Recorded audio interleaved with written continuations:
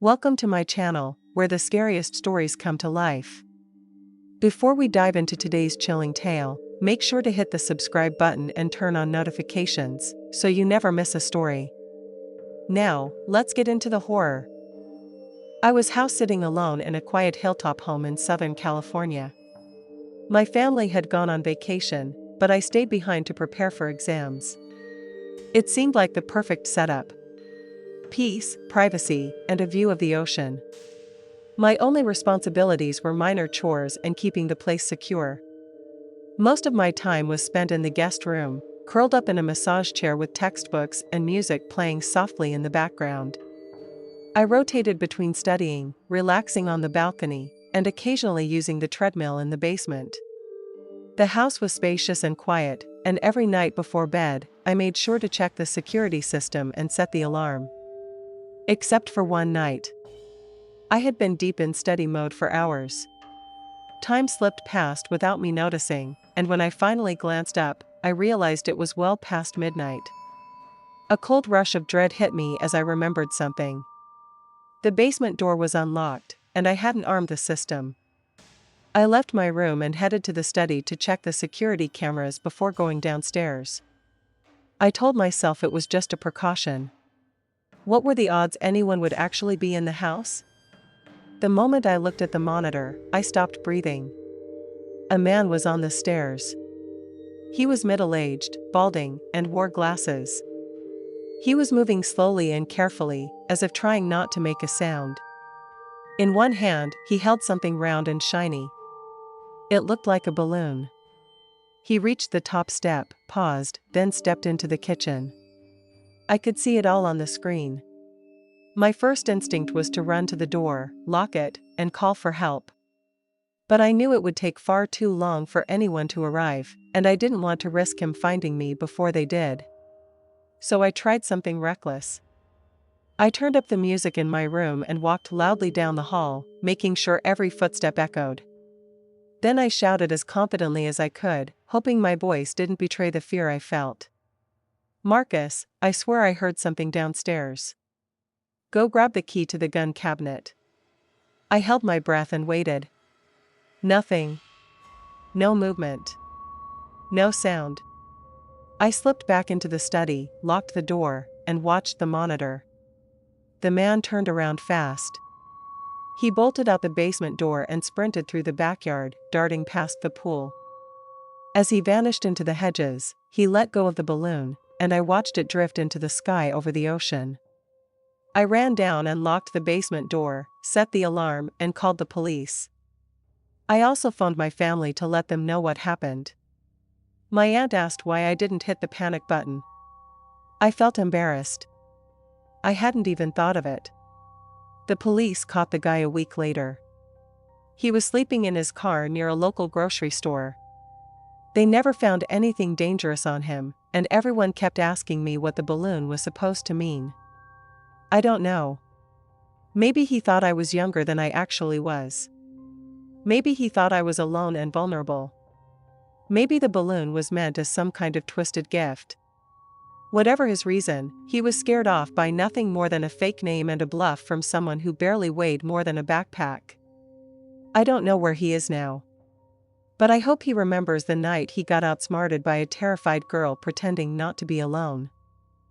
I was 13 when it happened, but even now it still creeps into my dreams.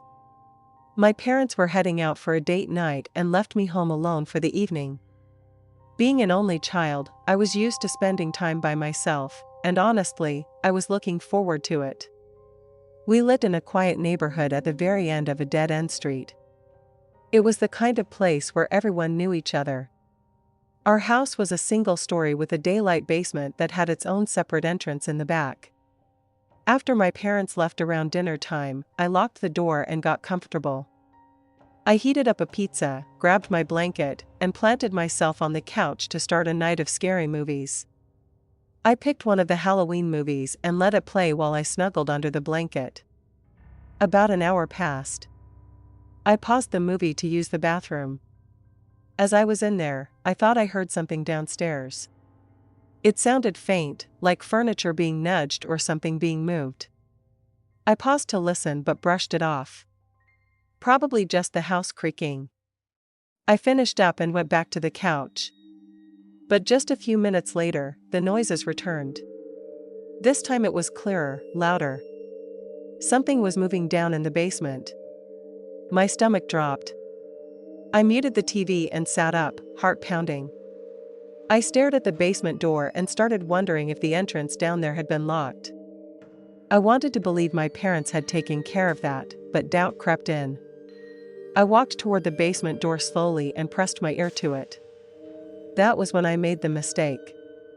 I heard footsteps, heavy ones, climbing the stairs from the basement. I froze. I should have called the police right then. But instead, pure panic took over. I flung the front door open and sprinted to my neighbor's house, pounding on their door until they let me in. I could barely breathe or speak, but I told them someone was in my house. They called the police right away. I also called my parents and tried to explain, even though I was shaking the whole time. Within minutes, police were at our house. I stayed next door while they checked everything. One of the officers later came over and said they didn't find anyone inside. But it was clear someone had been there. They believed the person got in through the basement entrance. Nothing was missing. Nothing looked disturbed. But someone had definitely been inside. When my parents got home, my mom suddenly realized she never locked the basement door. She thought we were safe since our street was so quiet. That night changed everything. Now, every single door and window stays locked. If I'm home alone, the neighbors are always told in advance. Even though I'm older now, that feeling never really left. That one night taught me that being careful isn't enough.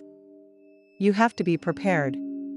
Because sometimes, even in the safest places, someone is waiting for the right moment to slip in unnoticed. Most people who meet me assume I'm not someone you want to mess with. I'm tall, strong, buzz-cut, covered in tattoos. My nickname's Gigi, short for gentle giant, and it fits. I may look intense, but I've got a soft spot, especially when I see someone in trouble. That's what happened one afternoon when I was just trying to grab a quick dinner at the store. I was walking down an aisle, minding my business, when I saw something that stopped me cold. A young woman was backed up against a shelf, and a guy was way too close to her. She looked uncomfortable. He was standing there in this oversized gray coat, sweating through it in the heat, which already raised red flags. She glanced at me, her eyes wide, clearly looking for help. I couldn't hear everything being said since I have hearing loss in one ear, but I caught enough. He was talking to her like he already owned her, throwing around lines about taking her back to his place. She looked like she wanted to disappear. I didn't even think twice. I walked over casually, placed myself beside her, and said something loud enough for both of them to hear. I pretended I had been helping someone earlier and asked who this guy was. Her whole body relaxed the second I stepped in. She didn't even need to say anything. The guy looked confused, then annoyed. He started running his mouth again, insisting they were going back to his place. I told him no, we were leaving, and I guided her away from the situation. I could tell she was still shaken, but she kept pace with me. He didn't take the hint. Started yelling again. Told her she should stay. Told me I was making a mistake. Then he rushed us.